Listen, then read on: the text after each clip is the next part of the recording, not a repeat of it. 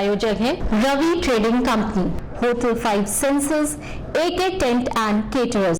साईं प्रणाम। City one में आपका स्वागत है। आप देख रहे हैं दिन भर। मैं हूं सुजीत सिंह।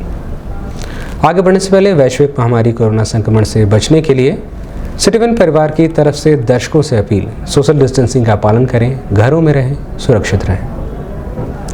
अब एक नज़र सुर्खियों पर। सड़क सुरक्षा सप्ताह के तीसरे चरण का हुआ समापन, पुरस्कृत हुए प्रतिभागी। महिला रिक्रूटों के साथ एसएसपी ने की वार्ता, कहा किसी भी प्रकार की समस्या होने पर तत्काल करें सूचित। जिलाधिकारी ने संबंधित कार्यों के साथ जिला चिकित्सालय का किया निरीक्षण, दिए आवश्यक दिशा निर्देश। महानिदेशक स्कूली शिक्षा की अध्यक्षता में वीडियो कॉन्फ्रेंसिंग के जरिए महत्वपूर्ण बैठक हुई, दिए गए आवश्यक दिशा निर्देश।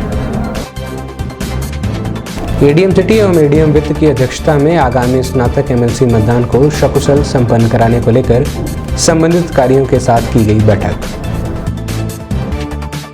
एसपी क्राइम ने व्यापारियों के विभिन्न संगठनों के साथ की बैठक। स्नातक एमएलसी चुनाव में सपा प्रत्याशी की जीत को सुनिश्चित करने को लेकर प्रदेश अध्यक्ष ने कार्यकर्ताओं से किया आह्वान।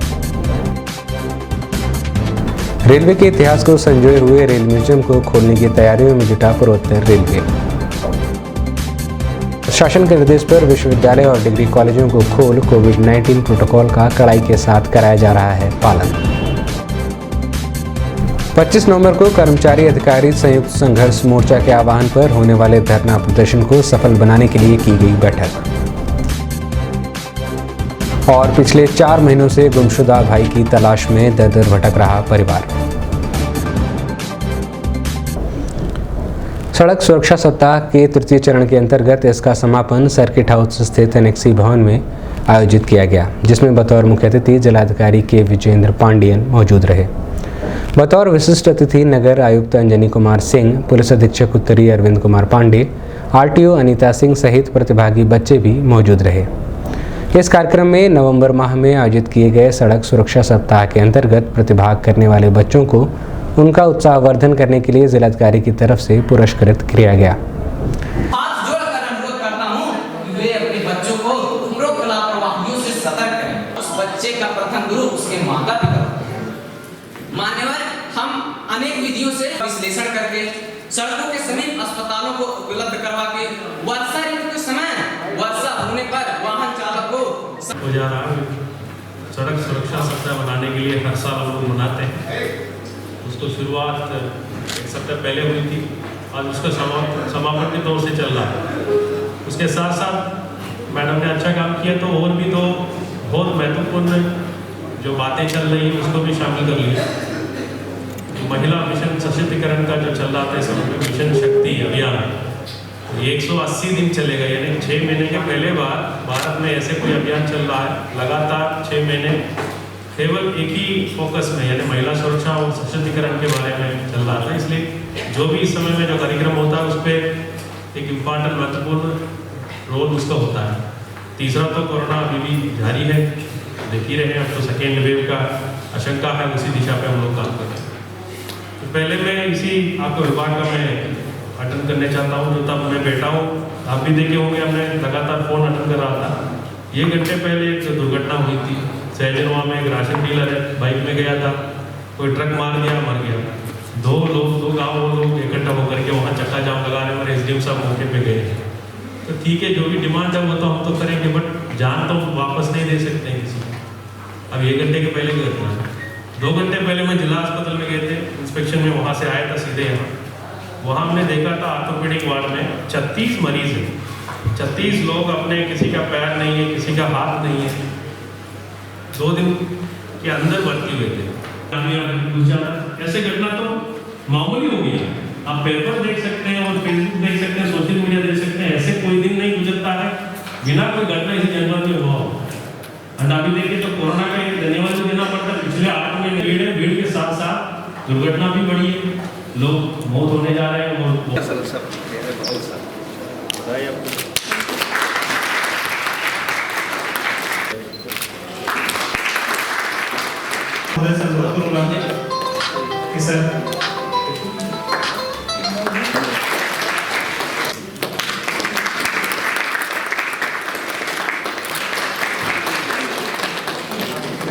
इस प्रतियोगिता का तृतीय घटक दे सकते हैं। इन बच्चों ने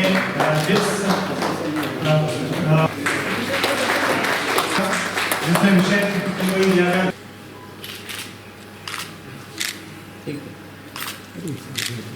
इस बारे में मीडिया कर्मियों से बात करते हुए आरटीओ अनीता सिंह ने बताया। विभाग की तरफ से तृतीय सड़क सुरक्षा सप्ताह मनाया गया है, जो 18 तारीख से 24 तारीख तक था। आज अंतिम दिन था, जिसमें हम लोगों ने कल कुछ विद्यार्थियों को सड़क सुरक्षा मिशन शक्ति और कोविड-19 का विषय दिया था, जिसमें उन्होंने प्रतिभाग किया था। और उनके विजयी प्रतिभागियों को आज हम लोगों ने डीएम साहब, नगर आयुक्त महोदय और एसपी साहब से उनको पुरस्कार वितरण का समारोह आज हम लोगों ने आयोजित कराया है। कुल 12 लोग थे। हम लोगों ने भाषण प्रतियोगिता में और चित्रकला प्रतियोगिता प्रथम, द्वितीय, तृतीय बच्चों में कराया था। इसमें लड़कियां भी थीं, 6 लड़कियां थीं और 3-4 बच्चे थे, लड़के थे। उन लोगों को हम लोगों ने जो है पुरस्कृत किया गया है। वरिष्ठ पुलिस अधीक्षक जोगेंद्र कुमार द्वारा पुलिस लाइन के व्हाइट हाउस सभागार में महिला रिक्रूटों को संबोधित किया गया तथा उनके खान पान व रहन सहन में होने वाली दिक्कतों या ज़रूरतों के बारे में पूछा गया। वरिष्ठ पुलिस अधीक्षक ने कहा कि यदि किसी भी प्रकार की कोई समस्या हो तो तत्काल उन्हें सूचित करें, जिससे समय रहते उन समस्याओं का निस्तारण किया जा सके। या फिट नहीं रह सकता 45 साल के बाद, उसने 45 साल तक कुछ नहीं किया, लेकिन आपकी उम्र में आप लोग अपने आप को फिट रख भी सकती हैं और ट्रेनिंग ये लोग कराते हैं, उससे ज़्यादा करने की कोशिश करनी चाहिए। बाथरूम ठीक है, टॉयलेट्स क्वालिटी अच्छी है कि देखिए आपने आगे फीडबैक दिया था, तो ये सारी लड़कियां टॉयलेट की शिकायत कर रही है, क्योंकि इंडोर क्लास में भी जाएंगे, क्लास होती है लगातार 4 घंटे बैठी रहती है, वहाँ पे टॉयलेट नहीं है। तो हाँ वो बिल्कुल करा दो। और कोई बात किसी को कहनी है? पानी का मिल जाए, लोग पेमेंट मिल जाए। पेमेंट वाला तो सर हर टोली में 5-5 बार जब मंगवाता हूँ सर। हाँ, अपना वही रख देता है जाके और ये लोग अपना उठा लेते हैं। इसको ओपन करो, 7 रुपये करो, ओपन कराइए, 7 रुपये कराइए तत्काल। और एक और शिकायत ये आ रही थी कि सर ये जो कुछ लड़कियां पानी है, आरओ की दिक्कत आ रही है, पीने के पानी की दिक्कत आ रही है आपको? Yes sir. ये कुछ लड़कियां सर पर बाढ़ खरीद के पी रही है, तो ये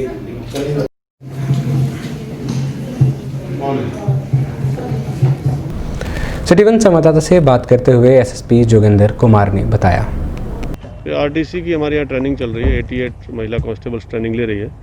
उसको लेकर के सम्मेलन किया गया था, उनकी समस्याएं पूछी गई थी और उनकी ट्रेनिंग के बारे में आईटीआई और पीटीआई को निर्देश किया गया, अच्छी ट्रेनिंग कराई जाए ताकि एक अच्छी महिला आरक्षी के रूप में ये लोग पुलिस को सेवा दे सकें। नहीं, नॉर्मल है, कोई समस्या नहीं। Thank you. जिलाधिकारी के विजेंद्र पांडियन द्वारा नेताजी सुभाष चंद्र बोस जिला अस्पताल का औचक निरीक्षण किया गया। निरीक्षण के दौरान जिला अस्पताल ओपीडी के पीछे खाली कराए गए जमीनों पर चल रहे कार्यों को भी देखा गया एवं जर्जर पड़े हुए भवनों का निरीक्षण कर मौजूद संबंधित अधिकारियों से पूछताछ कर उनकी यथास्थिति के बारे में जानकारी प्राप्त की गई। वहीं जिलाधिकारी ने संबंधित अधिकारियों को निर्देशित करते हुए कहा कि जर्जर भवनों की रिपोर्ट जल्द से जल्द तैयार कर उन्हें अवगत कराएं, जिससे नए भवनों के लिए शासन के लिए स्वीकृति भेजी जा सके। इस दौरान जिला अस्पताल के एसआईसी अभय चंद्र श्रीवास्तव, अधीक्षक AK श्रीवास्तव सहित अन्य डॉक्टर एवं कार्यदायी संस्था के सदस्य मौजूद रहे। इमरजेंसी वाला मल्टी स्टोरी सिस्टम वार्ड विस्फोट 5 स्टोरी बने सकते हैं लिफ्ट लगा के और अड़बों की जमीन खाली है। इधर तो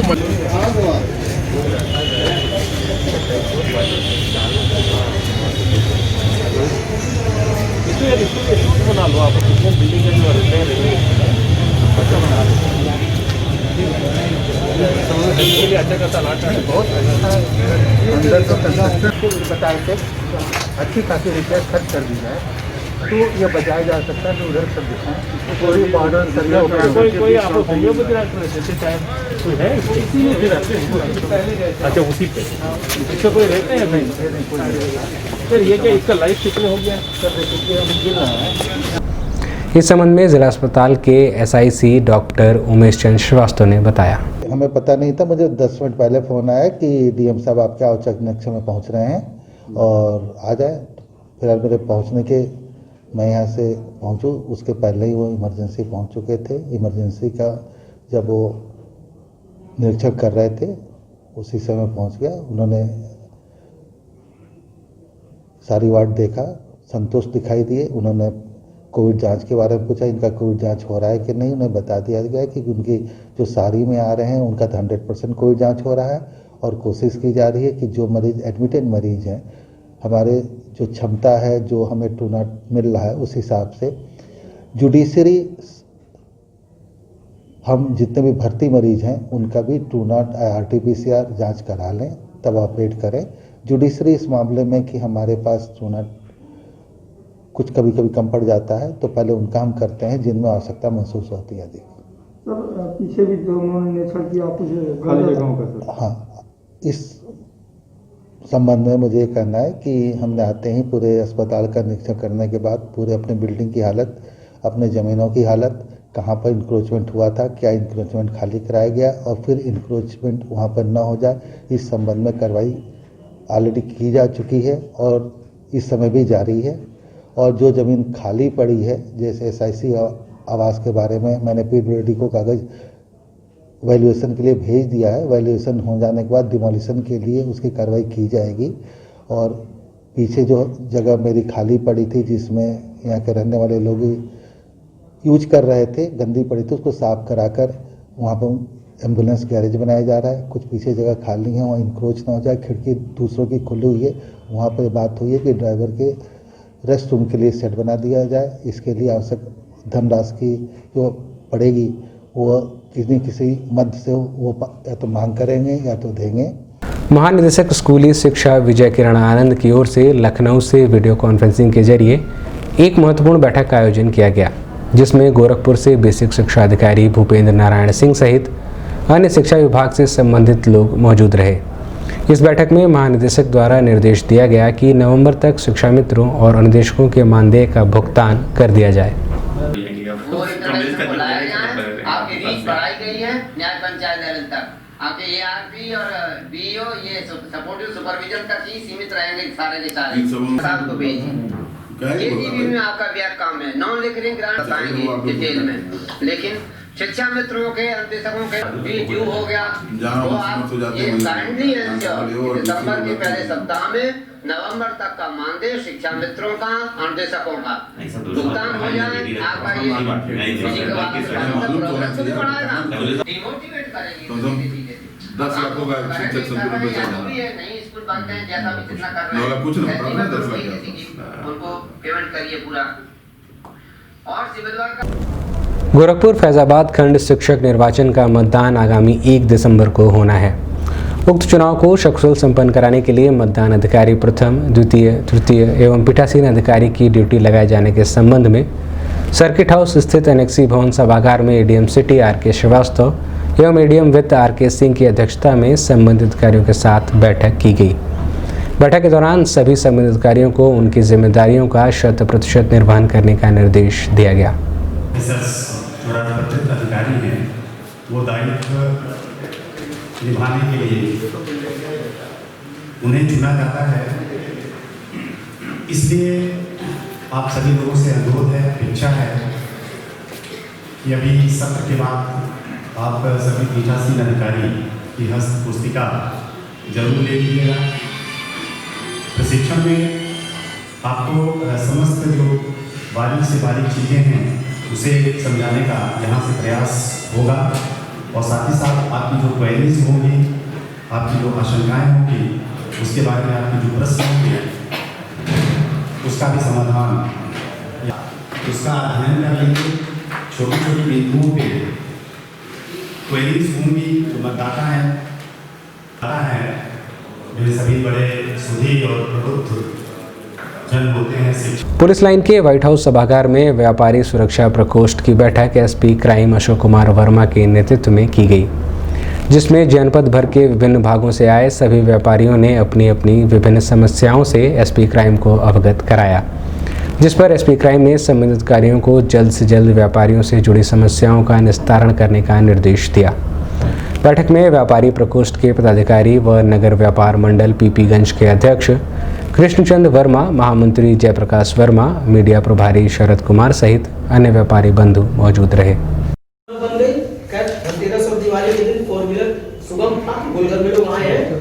किए हैं, दुकानदार संतुष्ट हैं, लेकिन सांसद जी की पहल पर हमारे द्वारा कोई भी नहीं चाय लगाने को अनुमति सड़क पर सड़क नहीं साइड में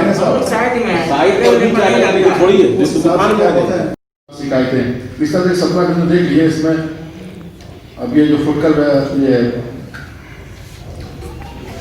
क्या कहते हैं आप फुटकर व्यापारी कहते हैं ये नहीं, देखिए इसमें मलेरिया समस्या भी होती है।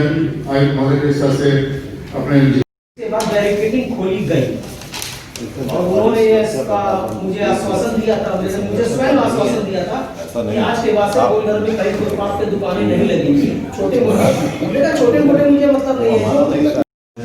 साथ ही वन में हटाने की कृपा करें जिससे व्यापारियों को व्यापार करना सुगम हो सके। पुलिस अधीक्षक यातायात क्षेत्राधिकारी बैंक प्रभाग निरीक्षक इधर लगा लेंगे, एक तरफ इधर लगा देंगे।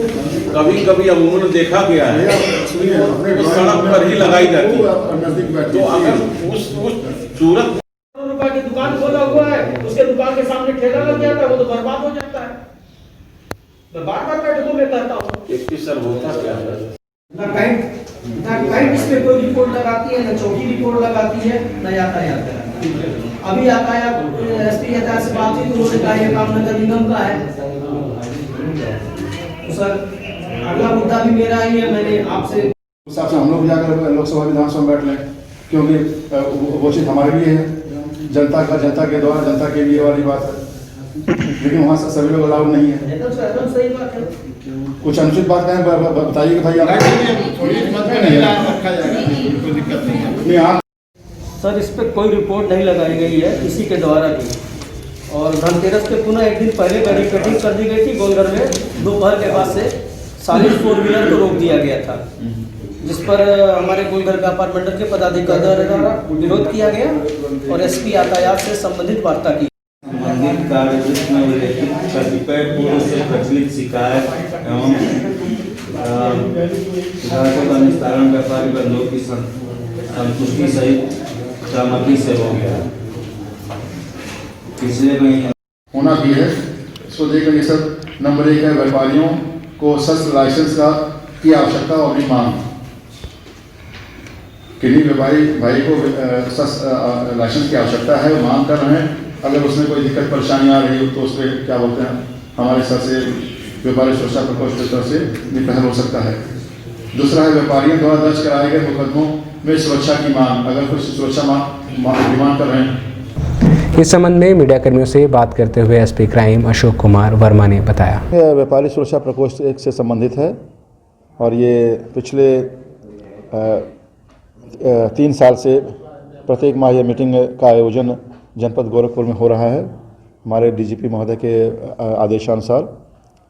तो जैसा कि नाम है व्यापारी सुरक्षा प्रकोष्ठ, व्यापारियों जो व्यापारी भाई हैं उनके सुरक्षा के विभिन्न बिंदुओं के संबंध में विभिन्न पहलुओं जो हैं उनसे संबंधित जो भी सुरक्षा के विषय हैं, खास तौर से अभी मैं बता भी रहा था कि पिछले 17 बिंदुओं की एक सूची जारी की गई थी।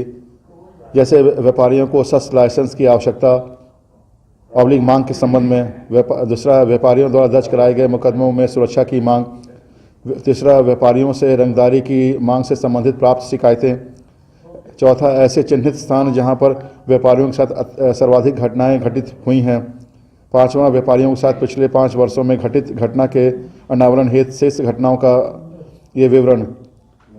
ऐसे सभी बिंदु हैं। 16वां बिंदु जैसे है व्यापारी समुदाय द्वारा अन्य मांग जो रखी गई हो। 17वां है सार्वजनिक स्थानों पर शराब पिलाने के विरुद्ध कार्रवाई। तो इन सब बिंदुओं पर जो जिससे व्यापारिक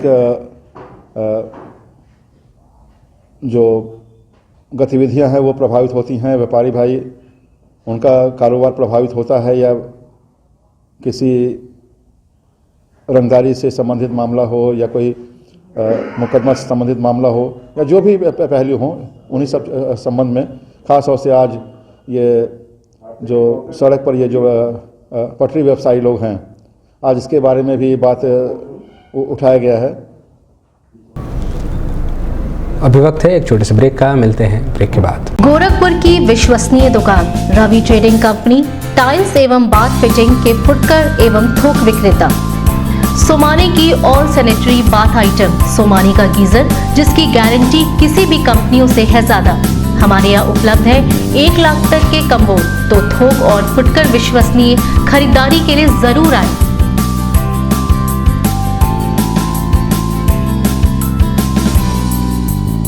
Ravi trading company, mobile number 9450144390। हर खरीद पर पाएं आकर्षक छूट, साथ में फाइनेंस की सुविधा भी उपलब्ध।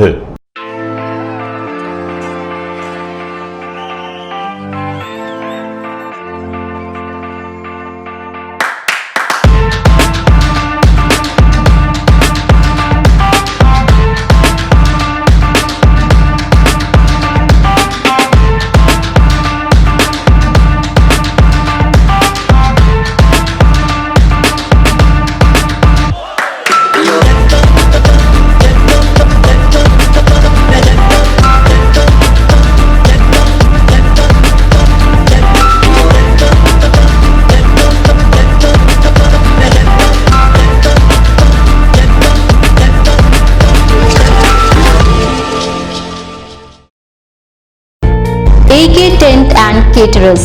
हमारी मुख्य विशेषताएं सभी सरकारी एवं अर्ध सरकारी समारोह। हमारी खासियत रैली, चुनाव, विवाह, कथा जैसे आयोजनों को भव्यता के साथ करना। हमारे यहाँ उपलब्ध है जर्मन हैंगर वाले pandal, sound, light, LED, VIP stage, flower decoration और स्विस कॉटेज। संपर्क करें अमरीश श्रीवास्तव 9839016009 9935590811। ब्रेक के बाद आपका स्वागत है। आइए देखते हैं दिन भर। गोरखपुर फैजाबाद खंड शिक्षक निर्वाचन में समाजवादी पार्टी के प्रत्याशी अवधेश यादव को विजयी बनाने के लिए जिलाध्यक्ष नगीना प्रसाद साहनी की अध्यक्षता में बैठक व सभा का आयोजन किया गया। सभा का संचालन सभा के वरिष्ठ नेता जराउल इस्लाम व अखिलेश यादव द्वारा किया गया। कार्यक्रम के मुख्य अतिथि समाजवादी पार्टी के प्रदेश अध्यक्ष नरेश उत्तम ने पार्टी कार्यकर्ताओं से कहा कि यह चुनाव आगामी 2022 विधानसभा चुनाव को ध्यान में रखते हुए अपने प्रत्याशी की जीत को सुनिश्चित बनाने के लिए कार्यकर्ताओं को एकजुट होकर पार्टी प्रत्याशी के पक्ष में मतदान करने के लिए जन जन के बीच जाकर अपील करनी होगी। आगामी विधानसभा चुनाव में हम समाजवादी पार्टी की सरकार बनाने जा रहे हैं। ऐसे में हर प्रत्याशी की जीत सुनिश्चित करना कार्यकर्ताओं की पहली प्राथमिकता होनी चाहिए। बैठक में शनि यादव, यशपाल रावत, जगदीश यादव, विजय बहादुर यादव, राजवती निषाद, चंद्रबली यादव, साधु यादव, अवधेश यादव, मोहसिन खान, अमरेंद्र निषाद, मनोज यादव सहित बड़ी संख्या में सपा के पदाधिकारी व कार्यकर्ता मौजूद रहे। आपने वोट बहुत बनाए, आपने अपना समय नष्ट किया है, आपके लोगों का समय नष्ट हुआ है, लेकिन ये समय बर्बाद नहीं जाएगा। अगर आपका आशीर्वाद अवधेश कुमार को मिल जाएगा तो अवधेश कुमार चुनाव जीत जाएगा। माननीय अखिलेश यादव जी के अनुरोध को, हमारे प्रार्थना को अवधेश पुरुषोत्तम जी ने माना, मैं उनका बार-बार प्रणाम करता हूं, धन्यवाद देता हूं कि आपने ये कहा कि हम तो समस्याओं को हल करने के लिए चुनाव लड़ रहे थे। कृष्ण कुमार त्रिपाठी जी जिले के महासचिव, अखिलेश यादव जी, पूर्व विधायक राजवती निषाद जी, पूर्व जिलाध्यक्ष अवधेश यादव जी, सम्मानित भाइयों, नौजवान दोस्तों, माताओं, बहनों, पत्रकार साथियों, सबसे पहले मैं आप सबका धन्यवाद।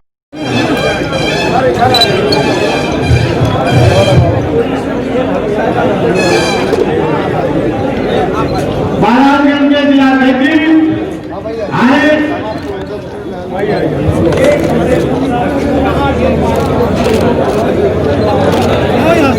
पार्टी के हमारे उपाध्यक्ष आदरणीय मीडिया के निर्देशक मुनीलाल यादव जी, जितेंद्र सिंह जी, दुर्गात मौर्य जी, जयप्रकाश यादव जी, अमित सिंह सेंधवाल जी, मंच पे क्षेत्र का मतदान है और मतदान करने के लिए हमारी पार्टी के सभी वरिष्ठ नेताओं और मुझे देना था एक मिनट, बाकी लोग हट जाए।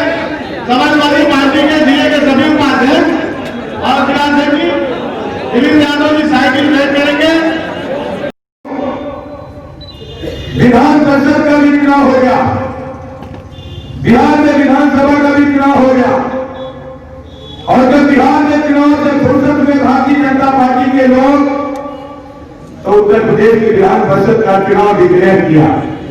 चुनाव का हमने स्वागत किया, माननीय अखिलेश यादव जी ने स्वागत किया। समाजवादी पार्टी के कि हम लोगों के नेता उत्तर प्रदेश समाजवादी पार्टी के प्रदेश के अध्यक्ष। इस संबंध में मीडिया कर्मियों से बात करते हुए समाजवादी पार्टी के प्रदेश अध्यक्ष नरेश उत्तम ने बताया, विधान परिषद के शिक्षक निर्वाचन क्षेत्र में मतदाताओं से अपील करने आए हैं और कार्यकर्ताओं को इस चुनाव में सहयोग करने की अपील करने आए हैं कि आप समाजवादी पार्टी के उम्मीदवार डॉक्टर अवधेश कुमार को आप अपना मत समर्थन दीजिए। खासतौर से अध्यक्ष जी, कोरोना काल को देखते हुए कम सीमित में लोगों को जुटाने की अनुमति दी गई है, लेकिन आज 500 से अधिक लोगों को एकत्रित किया गया, वो भी सोशल डिस्टेंसिंग खुलेआम धज्जियां हम कोरोना के कोविड नियमों का पूर्ण पालन करते हैं। यादव जी ने 2 अरब रुपए दे करके शुरुआत की थी। अच्छा, अभी आपने कहा कि पुरानी पेंशन भी बहाल करेंगे। कोरोना काल में पिछले 8 महीने से बंद चल रहे रेलवे के इतिहास को संजोए हुए रेल म्यूजियम को खोलने की तैयारी पूर्वोत्तर रेलवे ने कर ली है। ऐसे में रेल म्यूजियम में प्रवेश करने वाले लोगों को सोशल डिस्टेंसिंग के साथ ही मास्क लगाकर प्रवेश दिया जाएगा। इस संबंध में पूर्वोत्तर रेलवे के मुख्य जनसंपर्क अधिकारी पंकज कुमार सिंह ने बताया।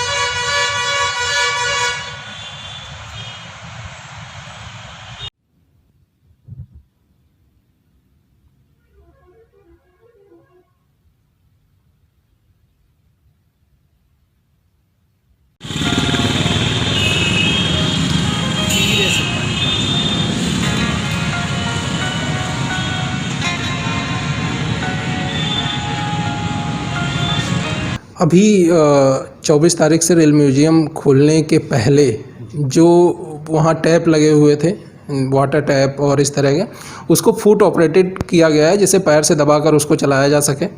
साथ ही साथ ऐसे स्थानों पर जहाँ पे बार बार पब्लिक जिसको छूती है, उन स्थानों पर एक कोटिंग की गई है अलग टाइप की। साथ ही साथ लोगों से अपील भी की जा रही है कि जो लोग आएंगे वो प्रॉपर कोविड जो प्रोटोकॉल हैं, जैसे मास्क लगाना प्रॉपरली, फिजिकल डिस्टेंसिंग का पालन करना और हैंड हाइजीन का ध्यान रखना, इसके लिए उनको जागरूक किया जा रहा है।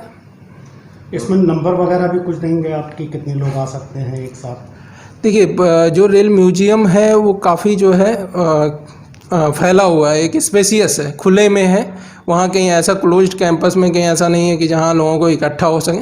तो जो कोविड प्रोटोकॉल हैं जो स्टेट गवर्नमेंट ने जारी की है, वो सारे इंस्ट्रक्शंस को फॉलो करते हुए इसको कल से खोला जाएगा। कोरोना काल से बंद चल रहे डिग्री कॉलेज और विश्वविद्यालय को सरकार द्वारा जारी गाइडलाइन के अनुसार खोलने के सभी तैयारियां पूरी कर ली गई हैं। ऑड इवन की तर्ज पर कक्षाएं संचालित करने का निर्णय कॉलेज प्रशासन द्वारा लिया गया है। वहीं शासन के निर्देश पर 50% उपस्थिति के साथ विश्वविद्यालय और डिग्री कॉलेज को 100% पालन कराना होगा। ऐसे में विश्वविद्यालय व महाविद्यालय प्रशासन द्वारा कोविड-19 प्रोटोकॉल का कड़ाई के साथ पालन छात्र छात्राओं से कराया जा रहा है।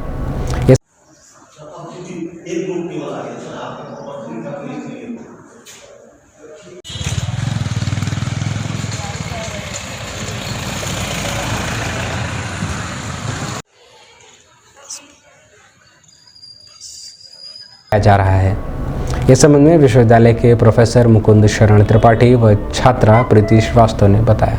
तो कोविड को देखते हुए यूजीसी के द्वारा एक गाइडलाइन हर विश्वविद्यालयों को भेजी गई है और उस हर विश्वविद्यालय के गाइडलाइन के तहत विभागों को सचेत किया गया है कि प्रतिदिन कमरे को सैनिटाइज कराना है, विद्यार्थियों को मास्क पहन के आना है और यदि लड़कों को कम से कम 3 फीट एक बेंच पर एक लोगों को रखा जाएगा 3 फीट की दूरी पर और उस माध्यम से इनको पढ़ाने का प्रयास किया जाएगा। अगर लड़कों की संख्या ज़्यादा है तो उसको सेक्शन में विभाजित किया जाएगा और सेक्शन में विभाजित करके 2 सेक्शन बना के हम उस क्लासों में लड़कों को समायोजित करके पढ़ाने का काम करें। बहुत मज़ा आया, हम लोगों ने एंजॉय किया और बहुत अच्छा लग रहा है, लेकिन सावधानी भी हम लोग बरत रहे हैं। जैसे कि आप देख सकते हैं हमने मास्क पहना है, सैनिटाइज़र का प्रॉपर हम लोग यूज़ कर रहे हैं ताकि हम लोग की किसी भी हमें और किसी और को दूसरे को कोई परेशानी ना हो। क्लास में क्या रहा आपने? सर क्लास आज हम लोग डिस्टेंसिंग को लेके सर पूरा प्रॉपर हम लोग के रूल्स फॉलो करवाया जा रहा है। एक सीट पे सिर्फ 1 लोग बैठे जा रहे हैं जिससे दूसरे को परेशानी ना हो और उसका पूरा ध्यान रखा जा रहा है। किसी प्रकार की कोई भी लापरवाही नहीं बरती जा रही है। कर्मचारी अधिकारी संघर्ष संयुक्त मोर्चा के पदाधिकारियों द्वारा गोरखपुर रेलवे बस स्टेशन पर आम सभा का आयोजन किया गया,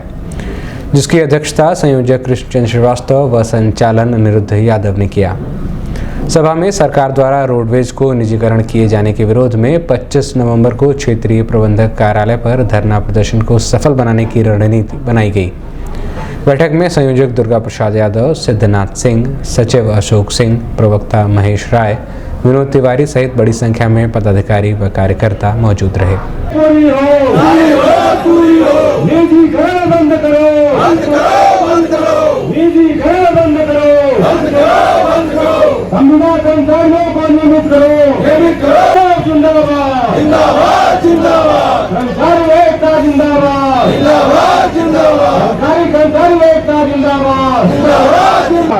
कोरोना महामारी का उसमें हमारे सभी साथी, किसी का नाम नहीं, या कार्यशाला या ट्रैफिक या बाबू या अधिकारी, किसी को संदेह नहीं था। मित्रों, ठेका प्रथा से काम अच्छा नहीं होता है, केवल कर्मचारियों का शोषण होता है। यह पूंजीपतियों की सरकार है, पूंजीपतियों की सरकार में श्रम का शोषण होता है। जिंदाबाद जिंदाबाद, अधिकारी कर्मचारी एकता जिंदाबाद जिंदाबाद जिंदाबाद, संयुक्त संघर्ष मोर्चा जिंदाबाद जिंदाबाद जिंदाबाद, हमारे एक करोड़ फ्री में परिवहन निगम ने जहाँ के यात्री थे वहाँ पहुँचाने का कार्य किया। और ये प्राइवेट जो इस संबंध में मीडिया कर्मियों से बात करते हुए कर्मचारी अधिकारी संयुक्त संघर्ष मोर्चा के पदाधिकारियों ने बताया, 7 सूत्री मांग को लेकर के हम धरना कार्यक्रम किए हुए हैं। इसमें सरकार जो है हमारे उद्योग के खिलाफ 93% मार्ग पर प्राइवेट बस को चला करके 7% मार्ग जो है रोडवेज को मिला हुआ है, जिसको भी देख नहीं सुधार रही है सरकार। उस पर भी प्राइवेट बसों को परमिट देने जा रही है। इन्हीं मुद्दों को लेकर के हम कार्यक्रम किए हुए हैं कि अगर वह 7% पर भी हमें नहीं चलने देना चाहती है तो विभाग कैसे चलेगा। यह हमारे अस्मत का सवाल है। इससे हमें अगर 7% पर भी हम नहीं चलने पाएंगे तो हमारा उद्योग नहीं चल पाएगा। इसके विरुद्ध हम कार्यक्रम लगाए हुए हैं। पिपराइच थाना क्षेत्र के जंगल छत्रधारी अजमतपुर टोला बंगला के रहने वाले कन्हैया लाल निषाद ने प्रेस वार्ता कर बताया कि पिछले 4 जुलाई को उनका 20 वर्षीय भाई लापता हो गया था, जिसकी तलाश में वह लोग दर दर भटक रहे हैं। ऐसे में किसी अनहोनी की घटना से भी इनकार नहीं किया जा सकता है। पुलिस को सूचना दिए जाने के बाद पुलिस ने मामला दर्ज कर केवल खानापूर्ति में समय बिताया है।